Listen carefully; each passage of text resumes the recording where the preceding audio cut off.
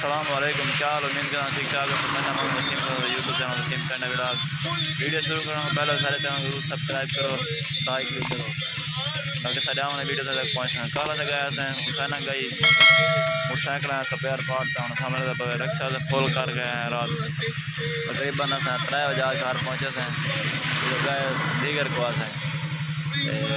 चलो मैं आगे तो से दिखा दूँ बाकी तुम वीडियो पूरी बात कर चैनल जरूर सब्सक्राइब करना है। ये असं कोई मोटरसाइकिल कितने हमें दूसरा है उन्होंने सामान बेच स्पेयर पार्ट का भी है। रक्षा गया समार का रक्षा है हुसैना गई मुल्तान पूरा फिर है सामान कहना है रात। ये तकरीबन सामान 50,000 कलोते का सामान है, बहुत ही महंगा सामान है। रक्षा गया समार का रक्षा म्यूजिक लगा फिर ढोला दरा लाड़ा सोना है। मैं दुकान पर उम्मीद करा तो वीडियो सारी पसंद आती तो जय बिरा सारा चंदना मैं जरूर सब्सक्राइब